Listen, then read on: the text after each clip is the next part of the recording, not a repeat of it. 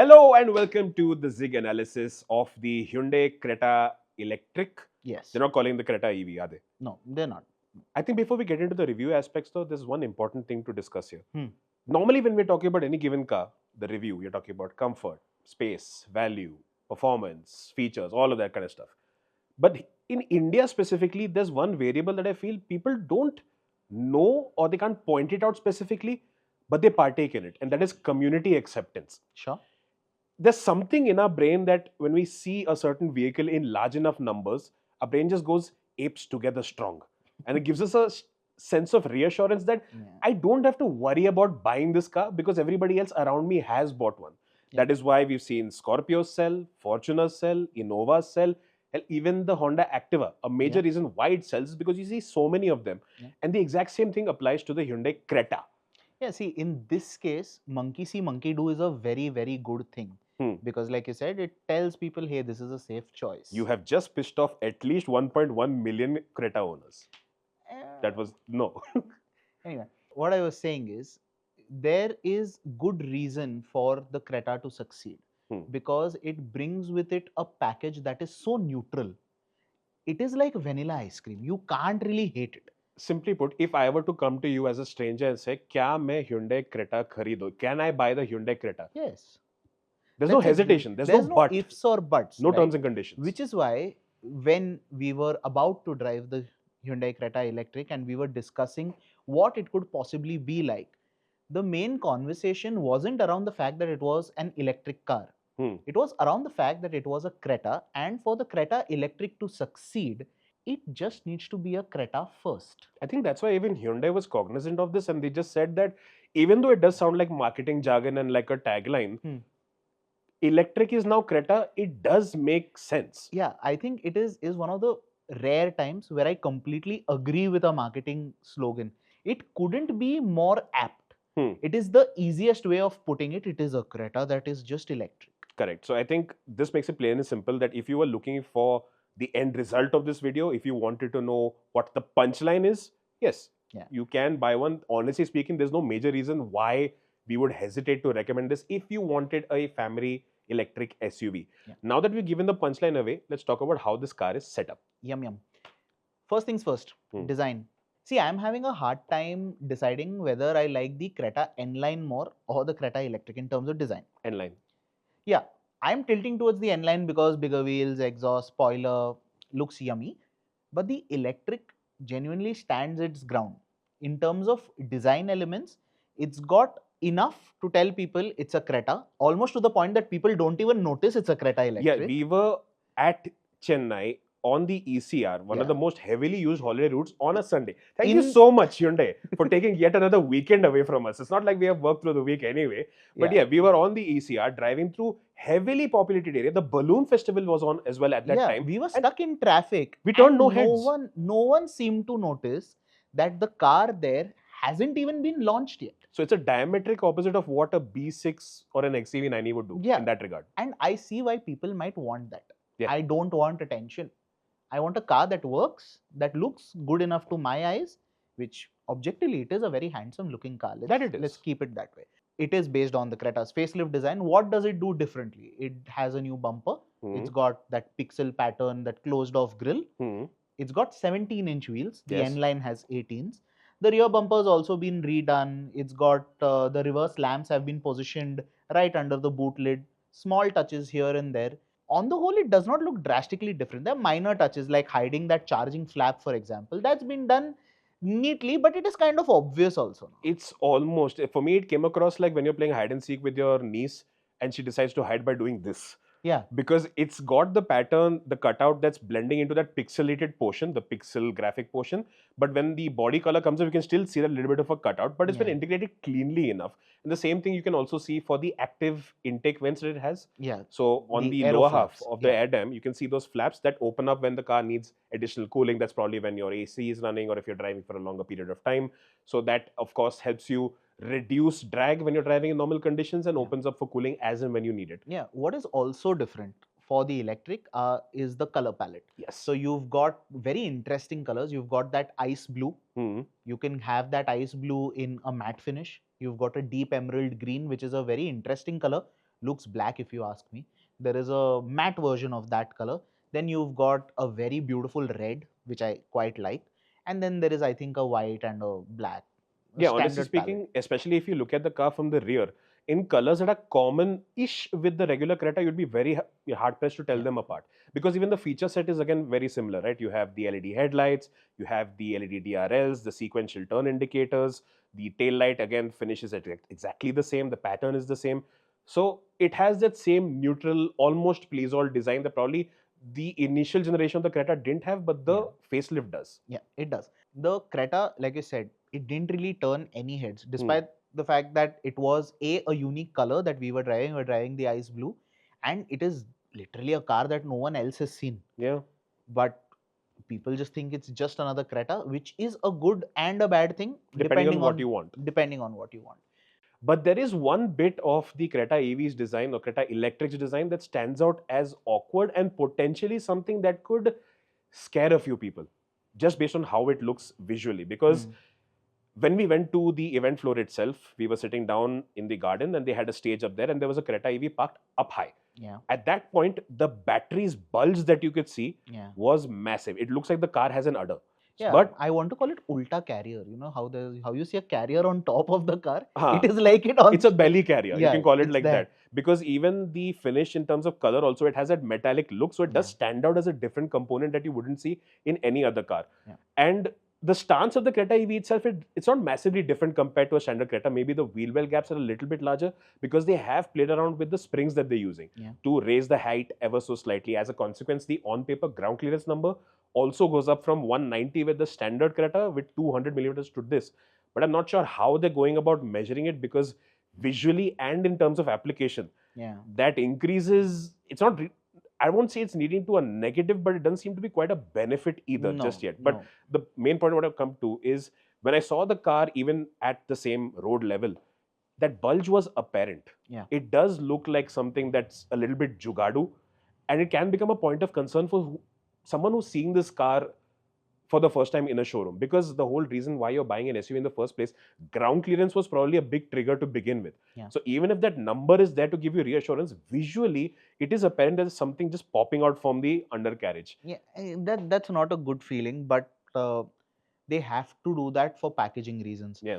Now, for all intents and purposes, the platform that this Creta Electric is using is the exact same as the petrol diesel Creta. Correct. It's not a born electric car. So they've reworked the floor pan. Yes. Now they've obviously had to make a choice as to how much of the battery pack they let intrude into the floor space, which obviously causes a trade-off in interior space, right? We'll get to that in a bit. And how much of it they leave below the car, so that, okay, maybe exterior visuals might not be as smooth, as aesthetic, as Instagram friendly, but the passenger cell comfort is not compromised as much. So Hyundai, knowing their customers, have clearly opted to prioritize in-cabin space and comfort, and we'll get to that in just a bit. First, let's tackle the way the interior looks, which to me is enough of the same, enough that's different. Yes. Nothing extraordinary, but that is exactly what I want. Yeah, because aesthetically the cabin is sorted. Yeah. They did make the necessary upgrades with the updated version itself to make this look like a more premium space to be in. So the color combination that they have of grey and white, I'm not sure the white bit is going to age particularly well. In fact, I'm pretty sure that give it like 3 weeks in the press fleet, we're going to get our answer right there with that seat in particular, because they do have a different seat upholstery design that they've gone for, even with the little pinstripe that says Creta Electric down the middle. That white portion is not going to age necessarily well, but aesthetically it is quite sorted. And same goes for the interior quality as well. I don't feel like the plastic quality is significantly better or setting any kind of benchmark. I wouldn't call it much better than something like, let's say, a Grand Vitara that I own myself, right? It's acceptable enough.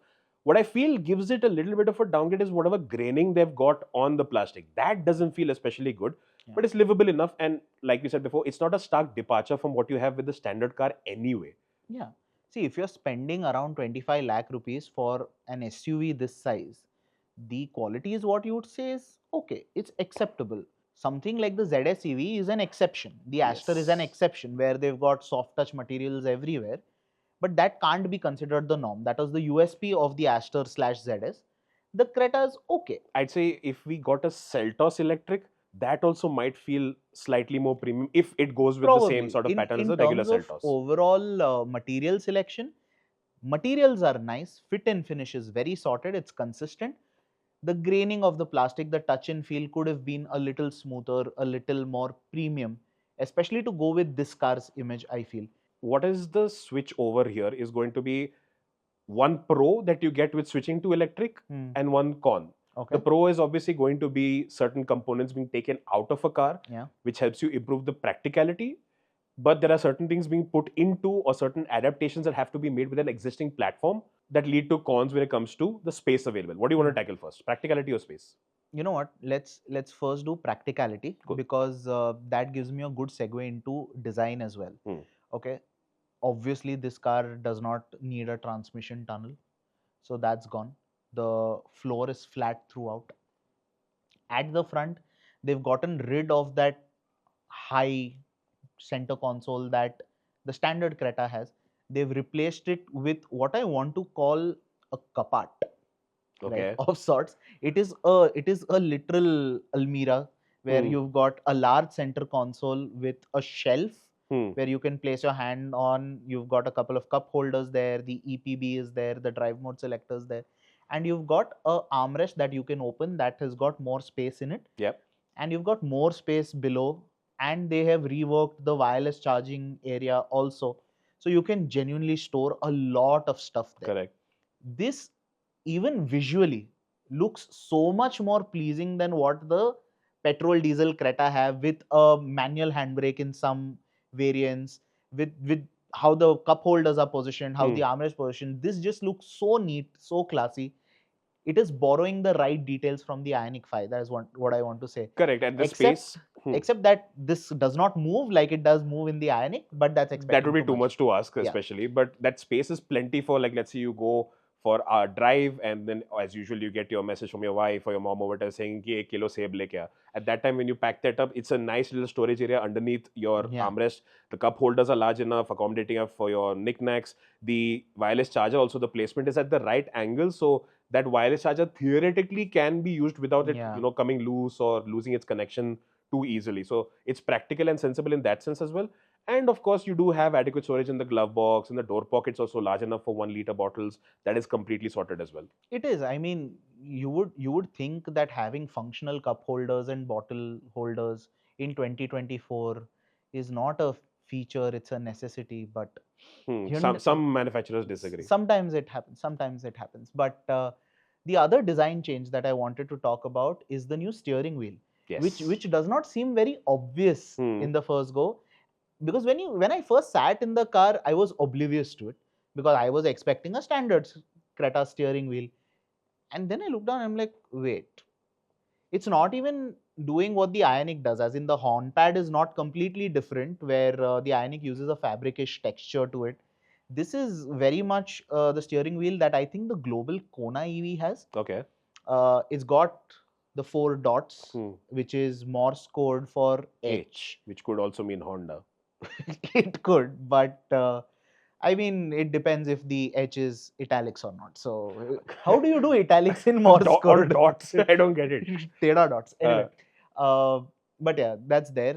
The quality of switches on the steering wheel, that was surprising to me. That is brilliant. And not many people will pick up on this. The mirror, the wiper and light stalks are different on the Creta compared to the Creta EV. The Creta EV gets stalks that are a lot more premium to look at and even to use. Oh, even I didn't pick up on this. Yeah, and right under the headlamp stalk, you've got the new gear selector. That isn't cylindrical like it is on the Ioniq 5. It is a blocky unit. You twist forward to drive. To put it in drive, you twist it ulta to go in reverse. And park is on the side. Park is on the side, very much like a Mercedes.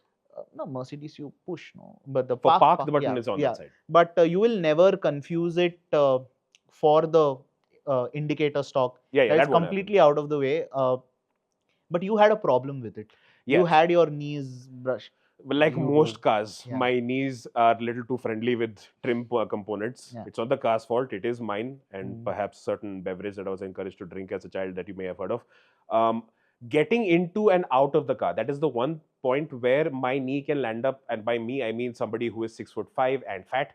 Your knees might land up making contact with that particular component. Once you're in and you've set up your driving position as comfortably as you can, at that point, while regular driving and all, it's not like something that's going to nudge your knee on the right side, nor is the center console designed as such that you're going to land up, getting hemmed in, or a certain point just, sharply jutting into your knee. None of that happens, even for somebody who is as tall as I am. Yeah, and from the passenger side, it's pretty standard. Yeah. No real issues there as well. You want to move to the rear? I think, yeah, that would be a good spot to get into the space and see. how it's Okay, functioning. now let's set this visual up. Okay, Tushar is in the driver's seat. I am in the co-driver's seat, and our DOP Kamesh, who's 5'8", 5'7", 5'8", yeah. 5'8", बढ़ा के बोलते हैं, अच्छा लगेगा उसको. 5'8", 5'8", is sitting behind him, not very comfortably, but just enough. Knees are touching the front. Again, this is now because Tushar is Tushar, seat is all the way down and all the way back. Yes. And the recline is also substantial. It's not absolutely upright, it's slightly going behind the B pillar. Right. You can call it that. So, someone who's 5'8" has got enough space behind someone who is 6'5". Yep. 6-footer like me. 5'11". 6-footer like 5'11". me has got enough space behind my own driving position.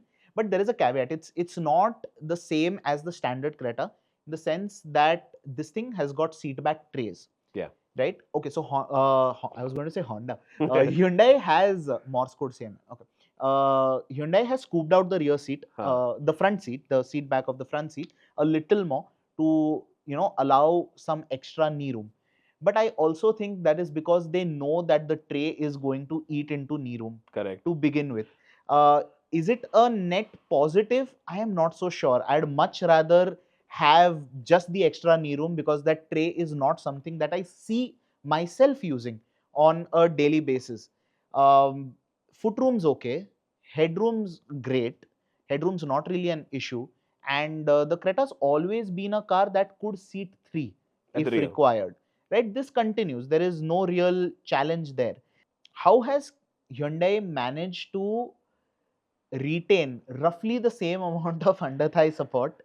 And I know you have a comment on the tray, so you can go. Yeah, that's something I've been itching to say. This is something I want to get in the comment section as well, because when we do our reviews, we do tend to ask, why aren't you giving a feature like a rear armrest that should be expected at this price point?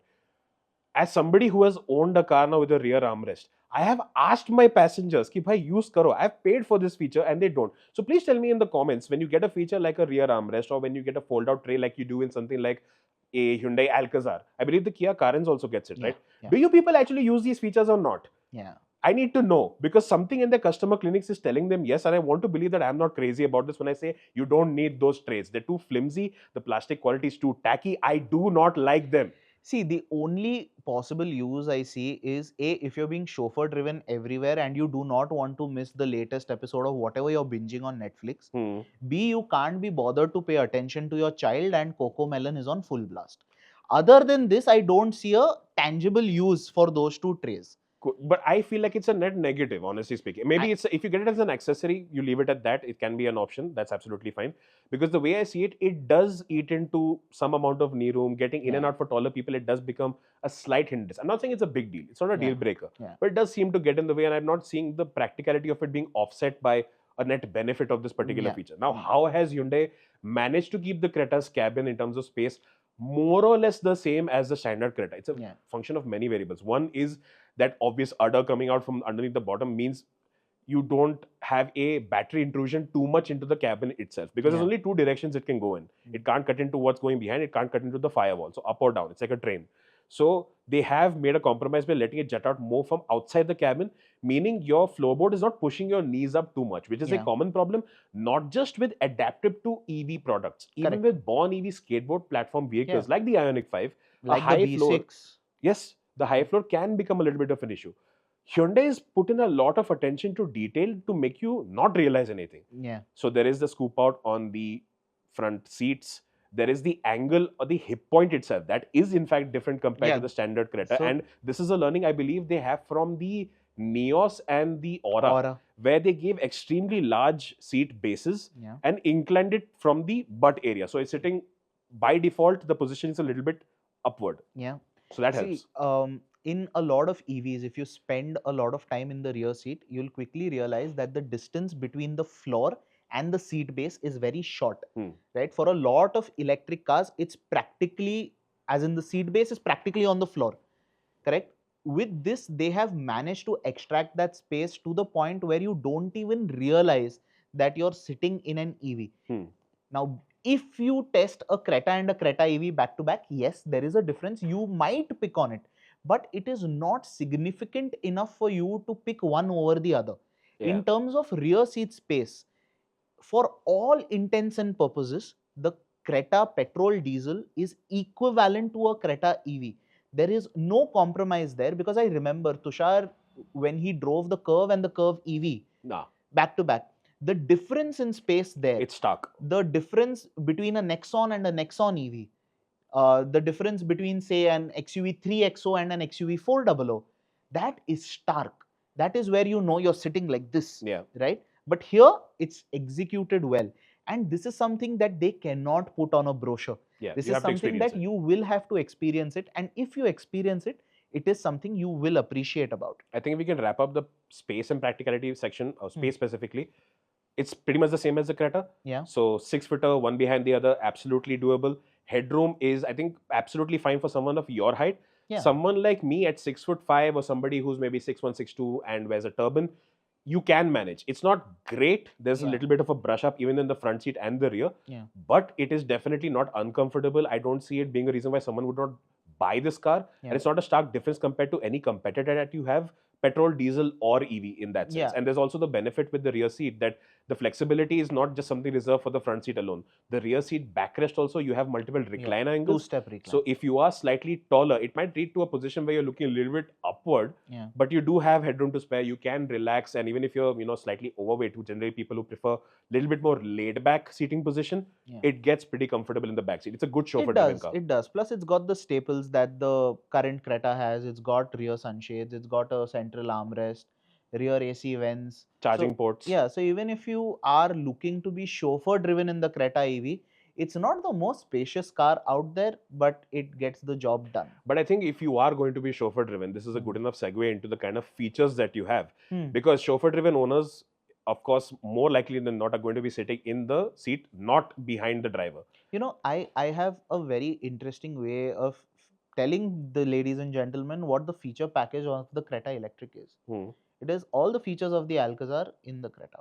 That is pretty much it. Think about it. What does the Alcazar have extra over the standard Creta? Powered co-driver seat with boss button. Yeah. इसमें दे दिया.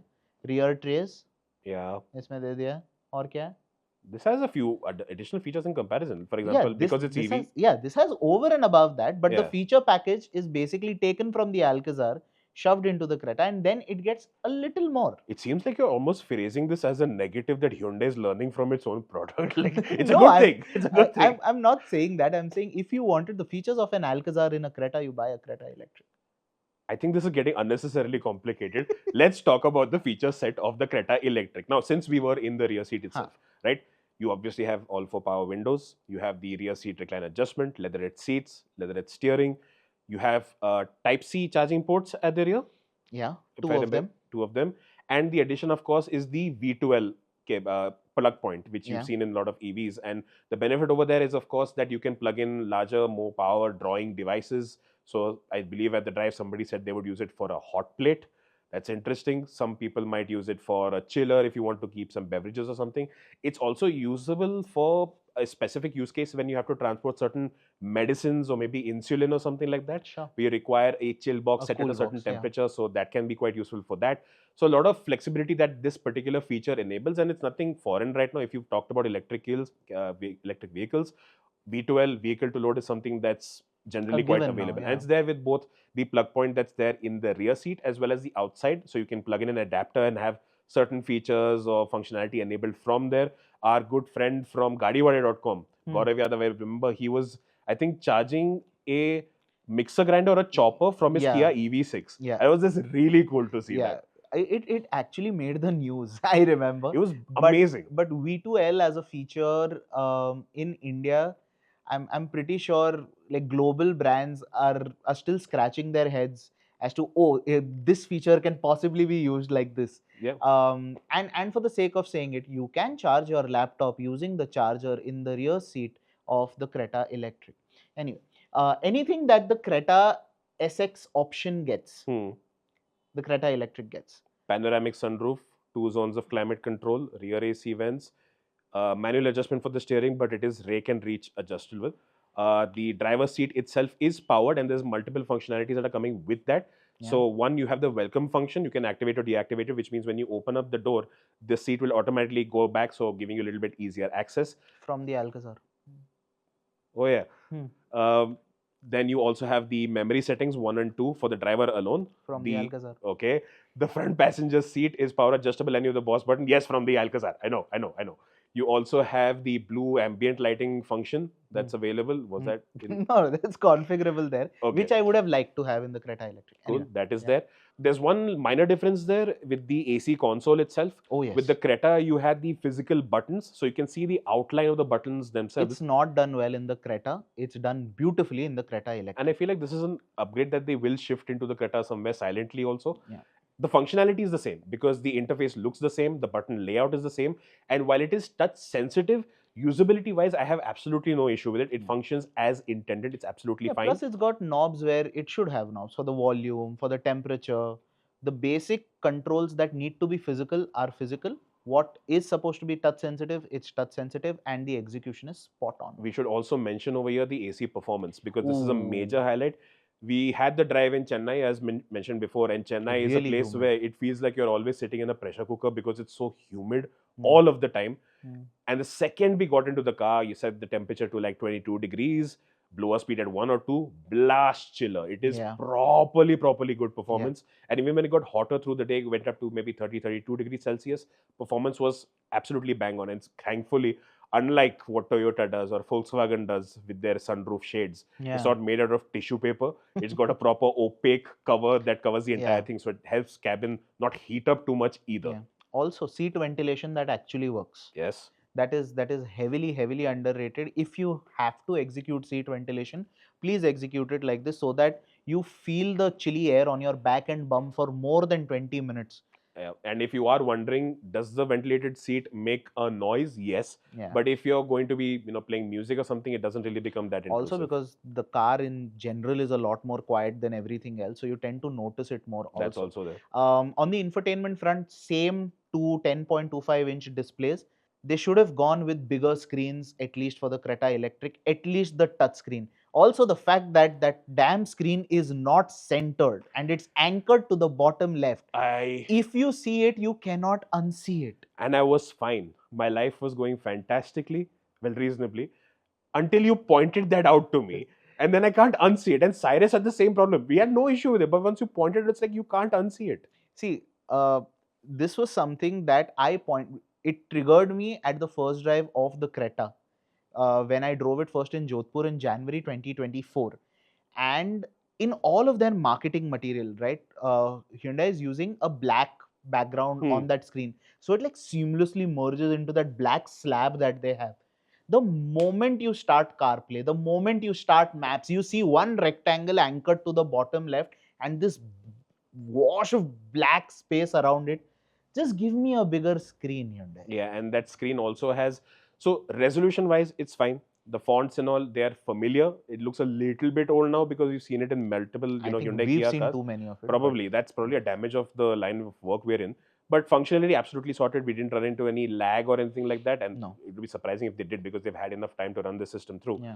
Yes, it does have Apple CarPlay and Android Auto, but unfortunately this particular head unit and the software in general of this particular car, it can't support wireless Android Auto, Apple CarPlay the way that we see in newer cars like Kia's Carnival. It's running that new software, so that functionality is there, hasn't come here. It's again a consequence of this not being a born electric. When that comes, probably will happen. Yeah, but a larger screen, a larger digital driver's display, that they should have done at the minimum. Wireless CarPlay, they should have done at the minimum. The sound system is great. It's the same system as the standard Creta. Yeah. It's a Bose sound system. Sounds good enough. No real hassle there. Yeah, if you like extremely loud music, ultimately you will run into that issue of, a little bit of Cracking, distortion yeah. coming in. But generally, if you want to listen to rock, jazz, podcasts, everything in between, it's absolutely fine. I would not say that this is something you would require an upgrade for. On the software front, I just want to touch upon this feature because Hyundai kind of explained the whole idea of trying to develop an electric car ecosystem with this. So they've got a very interesting app for in-car payment. Correct. Okay, so the concept is Hyundai brings up a wallet of their own. You pay the wallet, as in you load up the wallet, and if you pull up to a charger that the wallet is, let's say, compatible with, you do not need to approve payments via Google Pay or whatever. Simply plug in the car to the charger, select the charging amount on the in-car payment app on the car's touchscreen itself, hit pay, and that gets done. Now, the original idea was that you do not need to get down from the car to get charging done, but in most cases, you will have to get down and kind of plug in the car yourself, except at Hyundai's own chargers, where they're saying they will have manned stations. But for any third-party chargers, so as to speak, you will have to do that extra step of getting down from the car, but payment from in-car is possible. Also, because they're developing an ecosystem, they will have a central app that will basically act as a charger aggregator, and you do not need to download multiple apps and have minimum balances on multiple apps, which is a great pain point because I have 4 apps with a minimum of 200 rupees in each app, with companies earning interest from my money, and I can't do anything about it. It's okay. It's okay. Paisa mera hai. Anyway, but that is a pain point that they've been trying to solve, and this is, I think, it's an innovative feature. I am not sure if it is a necessary feature. It's there. See, it'll come in handy at some point once the ecosystem is understandable enough, because what Hyundai has done with this charger setup also, I think they go with 150, 60 and 30 is going to be the combination that they have. They'll also have marshals available, so they can probably plug it in for you, which means why they were saying you can't, don't have to step out of the vehicle. Although this doesn't have something like arcade.tv onboard Do you system. think that's a miss? No, I don't. I have no reason why I wouldn't just use my phone or iPad. Because the B6 has everything built in. The Curve EV has arcade.tv where you can view YouTube. But would you really want to consume content on the car's infotainment instead of your phone, or will you just doom scroll on Instagram? I'm not saying it's something you can't do. I feel like it's a habit change that you won't do. It's as simple as that. Fair. Because you're used to using your phone on everything. Phones, trains, driving, office, everywhere you're going to that. It's your go-to. Like even this particular video, over 95% of you are watching this on your phone. Even though you have laptops or TVs available at home, you're still using your phone, aren't you? So the metrics speak for themselves. Yeah, I mean, it has become the primary display device for exactly. For so it's everyone. like, I won't call it a feature miss. Would have been nice, but even if they did give it, then we'd probably be saying something. It's like we'll just be complaining because auto journalists. कुछ तो हम लोगों को comment करना ही है. It'll go into that. पर कुछ है क्या? कुछ miss है क्या? Do you think there is something critical that car in terms of features? Yeah, see, because there's a minor, chalo, Curve EV has a power tailgate. This does not. It's not a deal breaker. Is there anything else? I would have liked one-touch operation for all 4 power windows and not just the drivers. That would have been nice. And backlighting for all power window switches. Yes, that is also there. But deal breaker as such, especially at the expected price point that we're looking at, no. This also comes with that same Creta feature that you have a digital key. You can share your NFC compatibility with at least 7 other users. So they can use their phone to lock, unlock, and even drive in the vehicle. Correct. It does seem a little bit sketch from a security perspective. Yeah, which is why I think predominantly it's reserved for iPhones, and there are a few select Android models that get it. Another reason, no, I should not say that.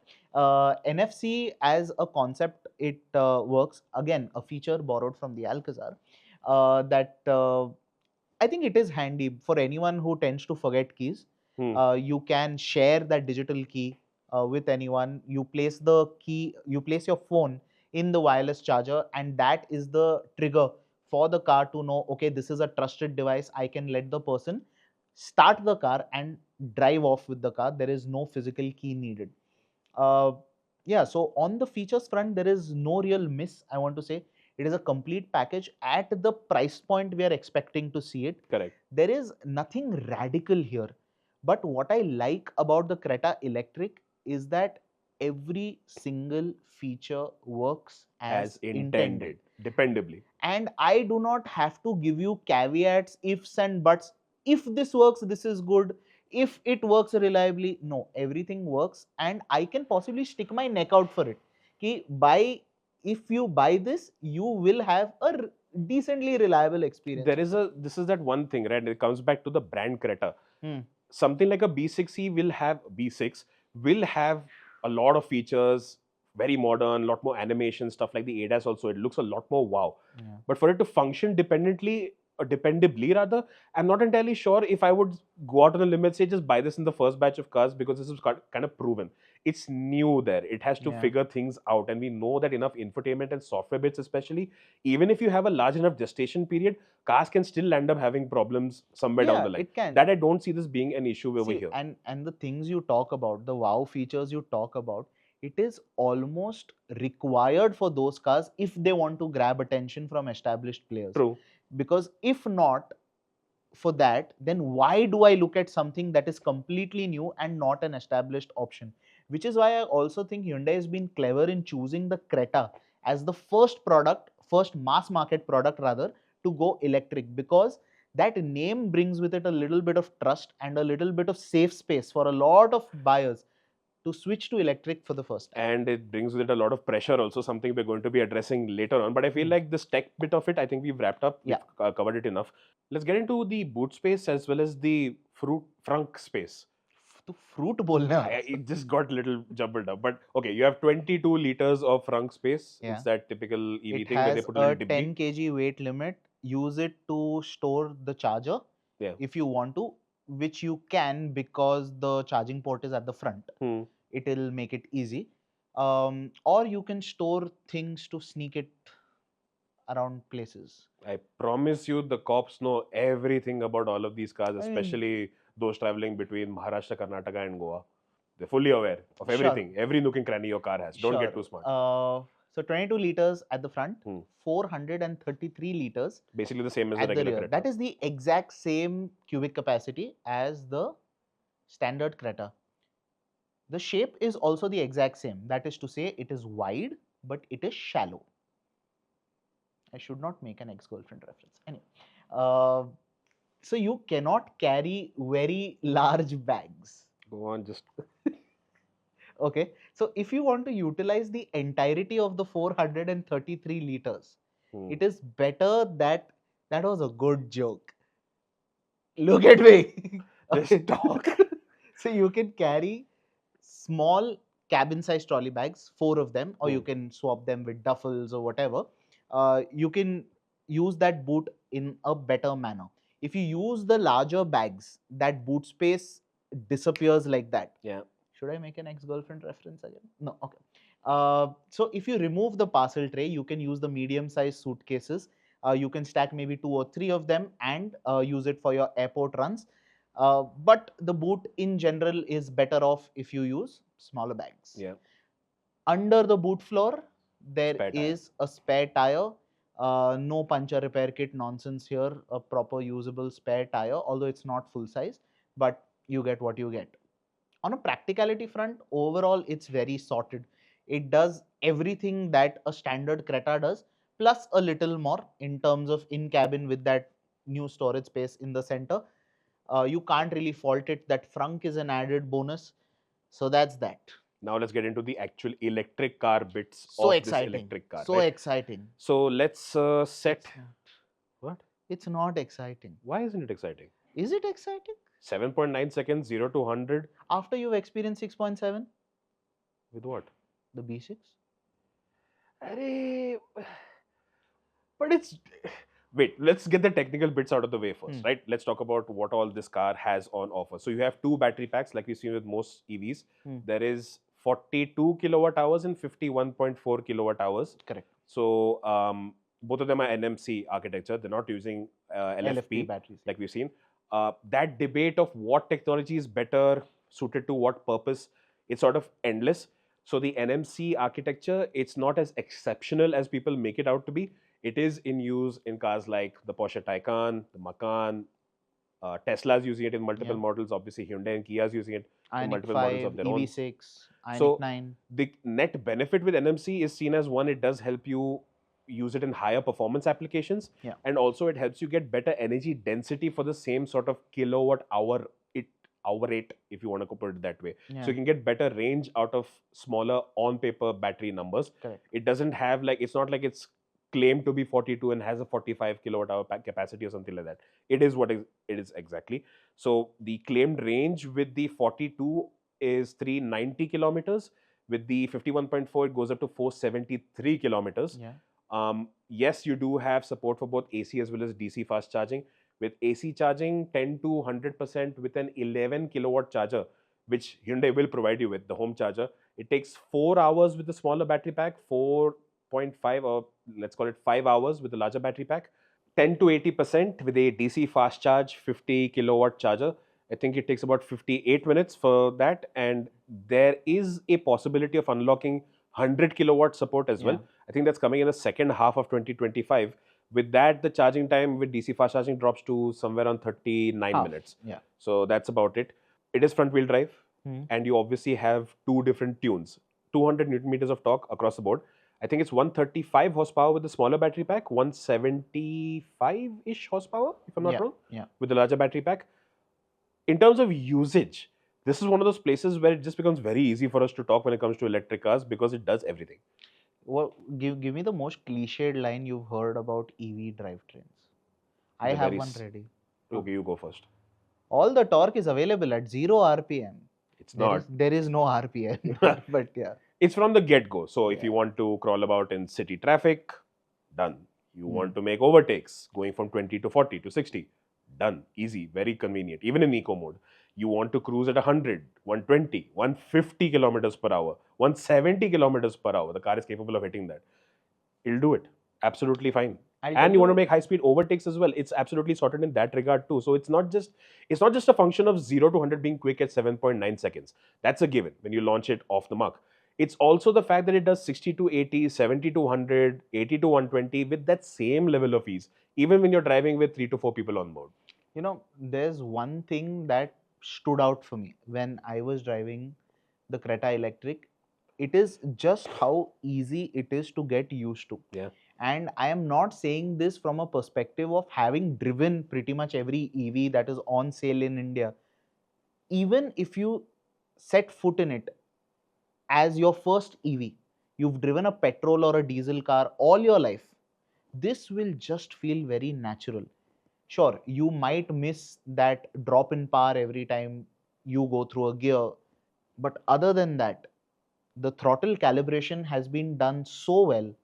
It is so A, beginner friendly, and B, intuitive, and C, relaxed. These three things put together give you an experience that is just very easy to get used to. For lack of a better phrase, it just feels very friendly. Yeah, and I think that was true with the petrol, diesel, turbo of the Creta as well. So that nature continues here, and I feel like it's easier for them to execute the Cretosity of this performance with the electric powertrain. It just making verbs, no? Does it work or not? Tell me. Cretosity. It's a thing. Hyundai is going to give me royalties for this at some point, maybe. Wishful thinking, anyway. But yeah, that's the long and short of it. I don't think we need to elaborate more than that. It just gets the job done, irrespective of the drive modes. Obviously, in sport, there's a little bit more urgency when you do that. But what we found is that even if you were to go for a hard launch off the line, it puts the power down quite cleanly. For a car that's running front wheel drive, 170 horsepower, eco tires, it's not screeching. Like the power distribution is still managed to be quite... I remember you and I discussing the XUV 400 briefly in comparison to this. Because the 400 is not a sub 4 meter car. It is it is the Tivoli electric. It's a Creta rival. Yeah.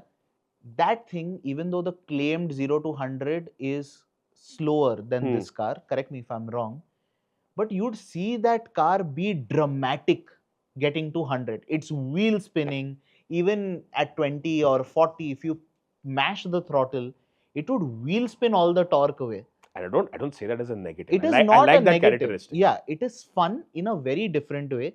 This is fast in a very nonchalant way. Yeah.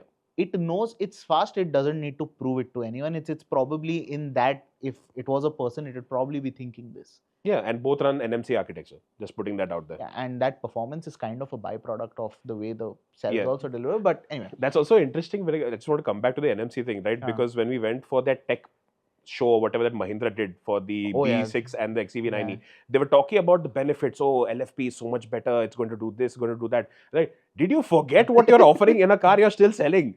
Stop talking down to that. Well, as technologies go, till you've got reliable data for at least over a decade, in terms of ideal test conditions, sure, you might have scientific data to back that up. But vehicles as a subset of consumer products is used in such varied conditions that you cannot, or at least coming to a logical conclusion that A is better than B is going to be very tough. Like the easiest example you gave me was how two exact same cars driven off of the showroom floor, driven by two different people with the same claimed numbers, get completely different real world mileages, even if they're driving in the exact same driving scenarios. Like, I know if Tushar and I are driving together, if we're driving two different electrics, chances of us having a slight different driving style, even that exists, because the way you come onto the throttle, the way you come onto the brake, lot of variables. This exists with someone I know, right? He drives a Toyota Hyryder, the hybrid version. When he drives the car, he gets 23 to 24 kilometers per liter. When his wife drives it, she gets about 20 to 21. Because of the difference in how they're managing the acceleration, how efficiently they're recouping energy as well. So if somebody has a little bit more stop and go, a little heavier on the brakes, yes, the driving style is going to cause a little bit of a dip. As simple as being able to predict traffic flow. Exactly. Right? That makes a difference. And that brings me to Regen on the Creta Electric. You've got the exact same modes that you get in an Ioniq 5. You can switch Regen off entirely. So there's 0, 1, 2, 3. Then there's level 4 or max. That's the I-pedal mode. So that is your single pedal operation. So you can go completely to a dead stop using the accelerator alone. That functionality is there. And you also have L Auto. That is something you engage by pressing and holding the right side paddle.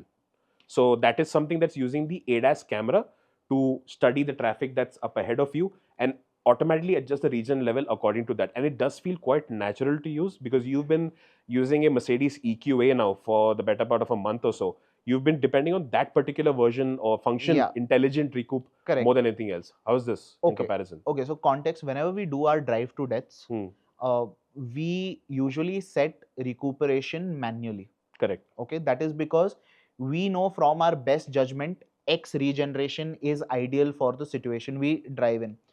The Kia EV6 and the Ioniq 5 were the exceptions where we set it to auto. That is because that system just works so well, it takes out the guessing from the equation completely. Now, what it does is it is relying on data from the ADAS system, mostly the front camera, to gauge distance of the leading car from you. So if you're on an open road where there's absolutely nothing, it would possibly lower the regen, let you coast more freely and not introduce unnecessary regeneration, unnecessary friction into the system. Lighter levels, like L1 or L2 at most. If you're tailing a car in heavy traffic, it will move to a level which is equivalent of whatever level 3 or max is, to ensure you get A, the stopping distance required, and B, the recuperation that you need that will help the battery gain back some range. I remember reading a statistic that said that 22% of the energy from a battery gets fed back via recuperation. That's a lot. That's a lot.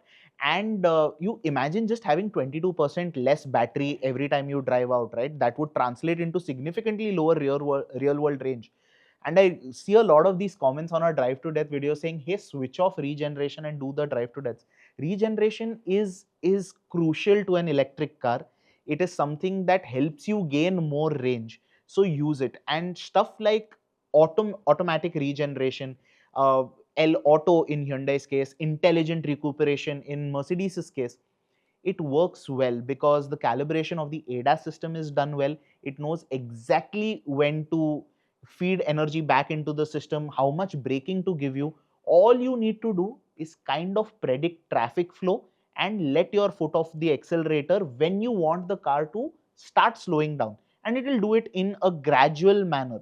What I like about L Auto on the Creta Electric is that at no point does it seem overly sensitive. No.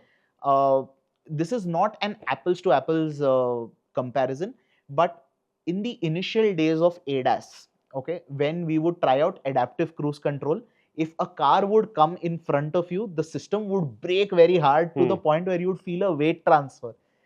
Today, we've gotten to the point where relying on data from the ADAS, and it is effectively doing the same thing. It is, using the braking system to slow you down. It is done so well.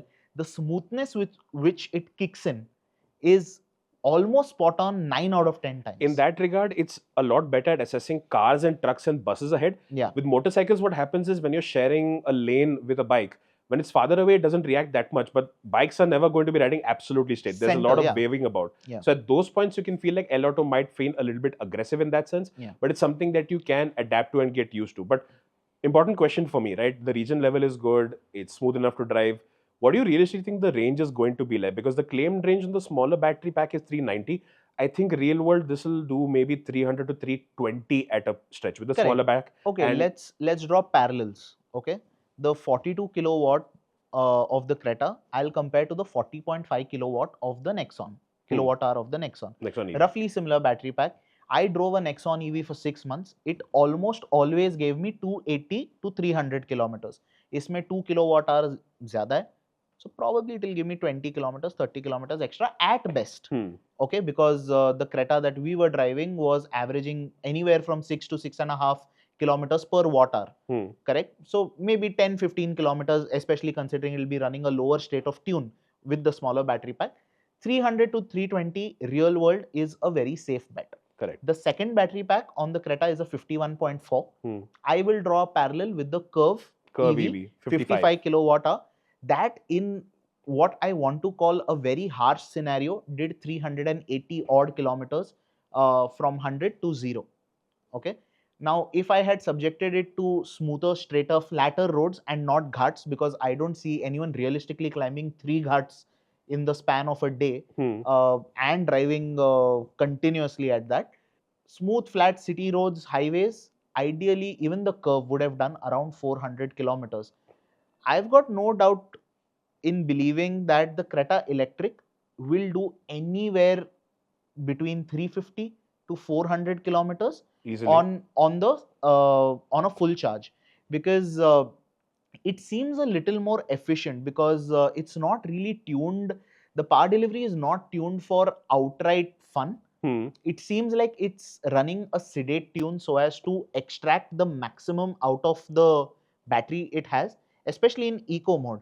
Now when we were driving the Creta Electric, we drove for a total of maybe a little over 150 kilometers. I remember in the first around, let's say initially when we started driving, we were averaging somewhere around 6.2 kilometers per watt hour. Then it improved to around 6.6 or 6.7 watt hour per kilometer. That, if you multiply it by the total capacity, works out to be anywhere between 330 to 350. But the interesting stat there is when we had the entirety of the ECR to ourselves, and after we did our high-speed testing and stuff like that, when we could really give it a consistent 100 kilometers per hour highway drive, right? It covered some 43 kilometers with only 10% drop in battery. That tells me if I had similar driving conditions, I could possibly push the number, the total number, very close or maybe beyond 400 kilometers. Now, we had a very interesting discussion with the group head for product at Hyundai regarding what their internal data showed as what testers could achieve, right? And those numbers are well beyond claimed numbers. Correct. But they're done by expert drivers who know how to use regeneration. Also, I'm not entirely sure if they weren't attempting to hyper-mine. Yeah, they were. Probably because they were, yeah. Let's face it, right? If you're spending 22 lakh rupees on a car, you're not always thinking about maximizing efficiency. You drive efficiently enough. Yeah. That is why we, even in our range test, we don't try and get the maximum possible range. Worst case. Realistic, not even worst case, most varied case is what we do in our Sure. thing, because we're not pushing the car beyond certain speeds or Yeah. trying to unnecessarily drain it quickly as possible. In normal driving conditions where you adapt just the right amount, you can realistically live with. That is a situation that you want to replicate. And with this particular car, 300 to 320 with the smaller pack, 400-ish, 420 in regular city conditions, I feel is very easily manageable, where you're not trying to extract the maximum possible range with the Creta EV. And that for me is a very good number, especially if you have access to a dependable enough public charger or of course home charging. Correct. And this is one thing I maintain with every single electric car. It's one thing to see what you see on paper and in tests. Ask what it's like to live with an electric car to a person who actually owns one. And trust me, most, if not all of them, are going to tell you that you can figure it out. It's not unreasonable to live with one. And the same thing goes for the ride quality of this car as well. Even though the car is switching to electric, they've actually managed to keep it relatively light in terms of the weight gain, because I think it's just over 150 or 160 kilos heavier than the diesel version of the Creta. Yeah. Maybe 200-ish compared to the petrol. That's basically the Creta diesel with us on board. Yes. And to counter that, they have made minor revisions with the suspension setup. It is a little bit raised. It is using different springs, I believe, or at least a different spring rate that they're running on the suspension. It is riding a little bit firmer than the standard Creta. Which I prefer. Yes, based on what we experienced. And again, we were driving in Chennai on the ECR, so the roads are by and large quite good. But even over those handful of rough patches that we went over, potholes that we encountered while driving with 3 people on board, 3 to 4 people on board and luggage, it was quite comfortable. It wasn't bottoming out. It wasn't feeling shocks. The noise levels from the suspension were very well contained, and this is something that generally we can trust Hyundai to manage quite well. One pain point that does come in is with that battery pack, because the on paper number, yes, is 10 millimeters more. But we know we encountered certain speed breakers, the certain parts where we were shooting on that, not off-road location, but just dirt road conditions, where we had to be careful because the battery pack was coming a little bit close to certain obstacles. And this wasn't some kind of hardcore off-roading, not something that we wouldn't take, I-20 over even. Where the battery pack just feel like it's getting a little bit close for comfort. Yes, obviously these cases are reinforced. They are accounting for crash protection and all with these things, but it does become something of a mental block and something that you will need to account for in specific conditions. If you're driving over monstrous speed breakers, if you're driving with a full passenger load, you will need to be a little bit careful. The car can bottom out. I don't see this as being a point of danger or risk, because they do have the appropriate protections in place with any given battery pack. It's just that it becomes a little bit of a mental block or something that you have to account for while living it in certain conditions. See, the one bit I like about the Creta Electric is that it does not exhibit vertical movement at high speeds. The standard petrol Creta, especially if you're sitting in the rear, you will feel that slight waviness throughout, especially on a surface, say like the Mumbai-Pune Expressway, which visually looks flat but is not. No, very bumpy. It's just got undulation after undulation, and that suspension takes a little while to settle. But because this one's slightly firmer and it's carrying extra weight, it just feels nice. Yes, some might feel that it's a little firm, but I prefer this setup. That being said, I do want to drive it in more varied conditions. I do want to drive it on the Mumbai-Pune Expressway, for example, with a load, just to see what the rear seat experience is like more. So that is why the ride quality so far so good. Definitely good first impressions. We want to put it through a little bit more variety in terms of conditions to get a more complete picture when it comes to the ride quality. That's drive, that's ride, that's performance. Safety. 6 airbags, ABS with EBD, traction control, the works, front and rear parking sensors, all of that stuff is there. The Creta EV, much like the standard Creta, also comes with a very expansive suite of ADAS. So that is adaptive cruise control, lane keeping assist, lane departure warning, lane centering assist, blind view monitoring, blind spot alert. It also has that function that we've seen with the standard Creta where the surround view camera is there, very high resolution. It also comes with the indicator linked blind view monitoring function, which displays in the instrument cluster. It is very dependably usable, is what I would say. And you also have functions that are reasonably India friendly. Adaptive cruise control, for example, if you have open highways that are not too densely populated with traffic, it won't feel too reactive. But if you're driving in, popular highways between, let's say, Delhi, Jaipur or the Mumbai-Pune Expressway, that time it can feel a little bit reactive, where you might find yourself preferring to just put it onto the L Auto ADAS mode and letting that do the work, and keeping lane centering and lane keeping assist on. That is something that will definitely take a great deal of fatigue out of the equation. You also have rear cross traffic alert and avoidance. That is something where I want to put it through like the Agni Pariksha, drive it near like, Andheri station or something and try and reverse out of parking spot where people, cyclists, rickshaws, bikes, food carts, everybody's going to be like, no, me first. I want to see how the car reacts in those kind of conditions. Because that was raised as a bit of a annoyance with the Creta long-termer we had. I remember going through that long-term review video, and that rear cross traffic alert just jabs the brake, right? And it is just Indian situations. You can't do much. It's programmed to save its own butt, literally and figuratively. In situations like this, it's just doing that. It might just feel a little sensitive for Indian conditions.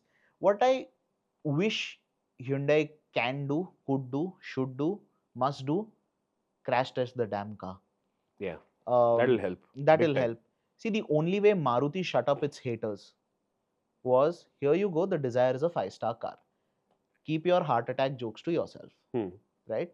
Now, with the Creta, the only is safety. It's a blank space. It's a gray space. Now, I cannot say with assurity it is unsafe. I cannot say that, because let's face it, the Creta sells by the bucket loads. We've seen crash videos of the Creta. We've heard tales of people surviving really nasty crashes. On the other hand, we've seen, oh look, the Nexon did not take any damage, but the Creta has gone in half. Car crumpling does not equal safety, but that is a discussion for another time. The only thing that will possibly help Hyundai, like it did in the case of the Verna, get a 4 or a 5-star on the Creta, because they are claiming to have made the structure stronger, like the standard Creta. There's more advanced high-strength steel being used. There's reinforcement because there is a battery involved. There's more reinforcement to the bottom half, the side, the B pillar. Get a crash test, shut the haters up, and let's all move on with our lives. Cool. Now to the final bits, and something that's very important, something we had addressed at the start of this video as well, right? One small thing I want to throw in there is a little bit of attention to detail, that you have the charger plug point. Those 4 dots also denote what percentage. So it's 25, 50. 25, 50, 75, 100. So that's the charging rates that you have. So it gives you a little bit of a readout. And the ring around the charger also illuminates green or red.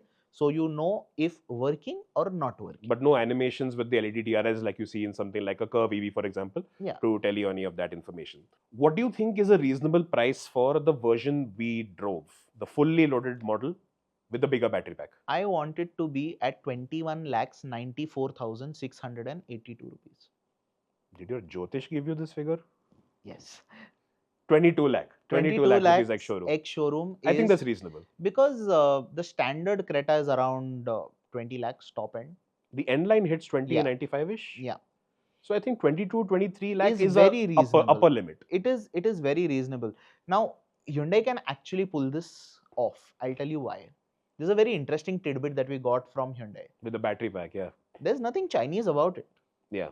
Indonesia. The cells come from LG in Indonesia. The cells are put into modules. The modules are put into packs. The pack is put into the car in India. So Hyundai set up another plant behind their existing plant in partnership with Mobis. Correct. And that is where the Creta Electric is produced. It is very much a made in India product, not an assembled in India product. Correct. Which will give them a great cost advantage should they choose to use it.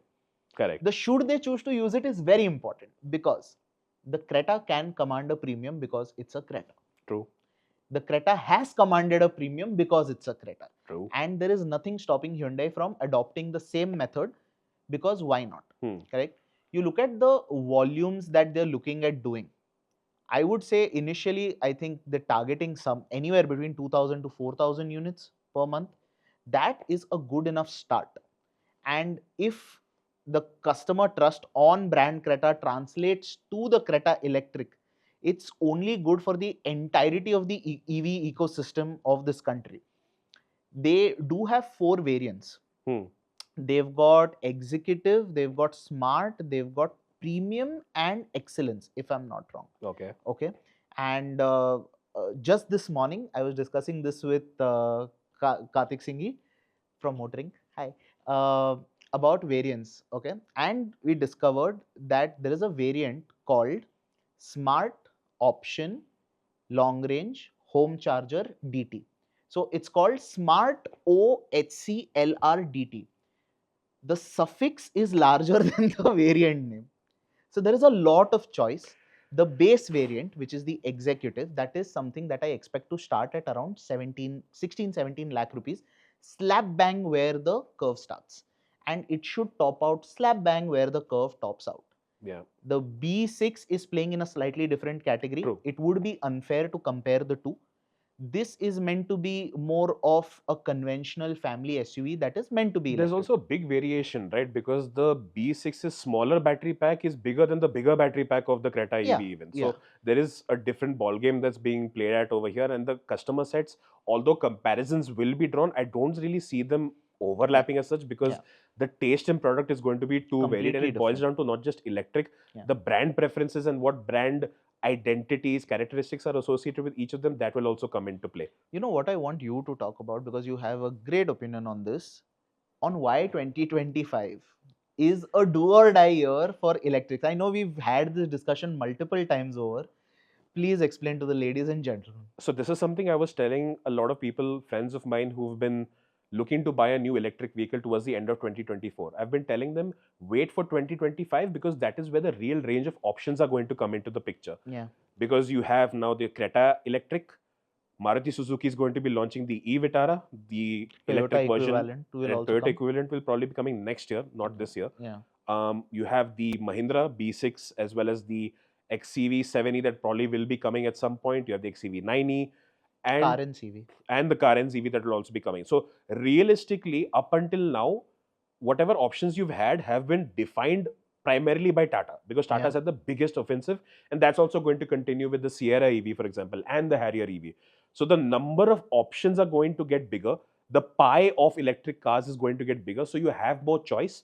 You have more options to enter the EV market, and more options always gives you more confidence to enter a segment. Even Tarun Garg, who is the boss man at Hyundai India, he was saying that the Seltos's entry did not play a negative impact on the Creta. It just made more options, meaning it expanded. So that way, believe it or not, Hyundai wants Mahindra to do well. I think everyone wants Mahindra to do well. And I'm not saying just Mahindra. Yeah. Mahindra wants Hyundai to do well. Maruti wants Hyundai to do well. Everybody wants the other to do well, because up until this point, we've not had those many options. This year, that's going to be taken care of. But the conversation has been heavily driven by national protocols, deals we have internationally, government policy, what the OEMs want to do to comply with CAFE norms. Now the time is here for you as the customer to say, I actually want electric in the numbers that you have been projecting. And or I do not want an electric. Yes, because if a Creta EV, a Creta Electric, a proven formula that's just gone electric, does not work, me. that is definitely going to be scary for the EV market as a whole. Yeah. Because if something like a Creta does not gain popular vote, does not gain popular confidence, I have reasonable hope saying it can happen, because we've seen EV customers be experimental, say with something like the interest in the B6, for example, play it very safe by picking known brands like the Nexon, or being open to choice, like the MG Windsor is a great example. You see one of them practically everywhere. True. Right? So the EV customer in general is willing to change, but how many of them will make the switch, that is something that remains to be seen. The Creta, the e-Vitara, Toyota's urban cruiser, all of these cars will tell OEMs, will tell manufacturers, if all the money they spent over the last 2.5, 3 years trying to develop purpose-built EVs for India, in a country that thankfully has at least a clear vision about wanting to move to electric, if not the infrastructure in place, that will pay off or no. Whether that investment is going to be fruitful or it's just going to be one big wrong gamble. So that's basically the long and very long of it. Yeah. Any ex-girlfriend reference you want to throw in here? No? Okay, don't. No, I just want to sum up the Creta Electric in one sentence, or maybe a couple of staccato sentences. Make it longer. Anyway, Go. Looks it looks like a Creta should. The ride, space and drive is not compromised. The practicality is equal and slightly better. The real world range is anywhere between 300 to 400 kilometers depending on what you'd use it for, and you have plenty of choices which we think will range between 17 to 22 lakh rupees ex showroom. So long story short, the Hyundai Creta Electric is a Creta. Creta. That's what it is. It drives, behaves, feels, value proposition notwithstanding with the prices. It's basically a Creta. You know what? This punchline could have just been the title. We still can. We haven't uploaded this video. We've just shot it. Hi, fourth wall breaking. So that's basically it. Yeah. It's a very important car for Hyundai. It is a car that at this point, even not knowing the prices, as a product, we'd be very happy to recommend. It is a safe bet so far in terms of recommending an electric car. And it's going to be a defining moment in a way that's similar, if not greater or lower than what we saw with the Nexon EV happen. It's going to be a very important moment to decide sort of the fate of electric cars going forward, at least in the short term, if not the long term. But yeah, great car. Quite sorted, good all-rounder, much like we'll recommend. We'll recommend for sure. That's the long and long of it. Like, share, subscribe. If you've got any questions, queries, doubts, abuses, messages, therapy requests, put them down in the comments. We'll reply to you as soon as we can.